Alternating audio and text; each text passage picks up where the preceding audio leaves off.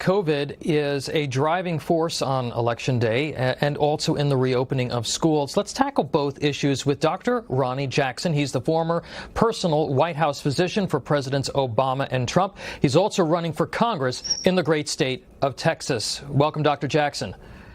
Thank you. I appreciate you guys having me. Now, look, I have to get you on the record on this. You traveled with the president during your time at the White House. You know what they're saying in terms of the way that he has allegedly disparaged men and women in uniform, our fallen soldiers. You've had so much personal interaction with this president. I'd like to get your reaction to the Atlantic article that is making, far too much news, but it is making news today. Well, I'll tell you first off, I know the president well. I know how he feels about the military. I was a member of the military. My son, my daughter-in-law in the military. I'm on the board at the Naval Academy. I have a really strong connection with the military, and I talk to folks all the time in the military. The military loves President Donald J. Trump, and very few people have done as much for the military as this president has. He's a great supporter of the military, and I can tell you, I also have been around enough to know I'm about 100% sure I know who the people are, who the sources are for this story. And I can tell you that did not happen. These people are politically motivated. They've got an axe to grind because there were people that the president ultimately got rid of, and and they're people that I know that will say or do anything for the political, for the right political agenda. And this is being driven by their political agenda. It's not true. And President Trump did not say that kind of stuff. He would not say that kind of stuff. And he is a great supporter of our military.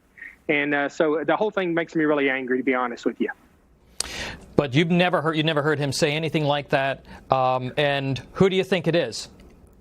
If you had to guess. I'm not going to tell you who I think it is because, I'm not going to guess because I don't know, and I think that's improper for me to do that. Yeah. But I do know certain people that would be in those conversations, and I will tell you, not only have I never heard him say that, but I've heard him say wonderful things throughout my time with him about the military, and he is just the opposite of what this story paints him as with regards to his relationship with the military. He has absolute respect for the military, and he would never say anything like that. I want to shift gears, Dr. Jackson. A lot of parents are very worried about sending their kids back to school. We've been talking about it on our air here. What is the best advice? Put your doctor hat on. What is the best advice you can give them in terms of the beginning of the school year here? Well, I tell people don't be scared. I mean, now there's certain people out there that if they have an elderly grandparent or that lives with them or something, they may want to consider, doing their schoolwork from home. But for the vast majority of students out there, it's important for our kids' health to get them back to school, to get them to interact again together, and get that back. Kids are missing that, and that's part of development for our children is to interact with their peers like that. So get your kids back to school. Kids are safe in this. I mean, I'm not saying that they can't get it and they can't pass it to someone else, but I don't think that happens very often.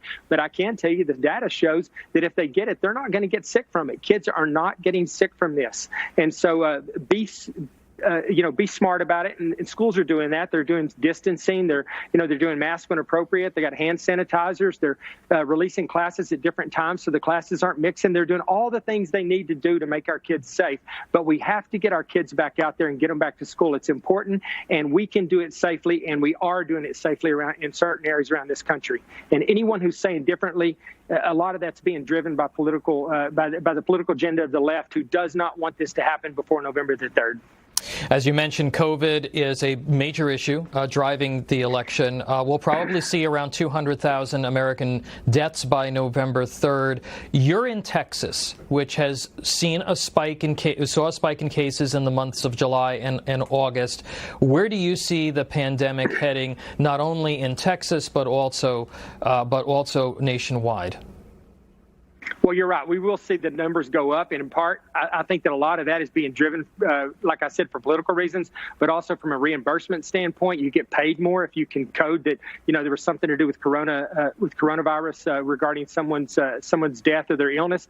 So I don't know that I believe those numbers that are out there as far as the numbers of deaths. But what I will tell you is that, yes, the number of positive cases are going up because we're still aggressively testing people. But hospitalizations and deaths are still going down, which is the important part. So the mortality rate of this disease is still falling every day.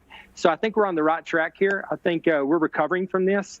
We don't need to take our foot off the gas, and the president is absolutely not doing that. He's pushing hard right now to get us a vaccine, which I think we will have a vaccine in the next month or two, and that's going to be a game changer. He's pushing hard to make sure that we get medications that can affect the morbidity and the mortality of this disease. So I think we're doing everything right now. We just need to keep doing what we're doing. But there is light at the end of the tunnel on this.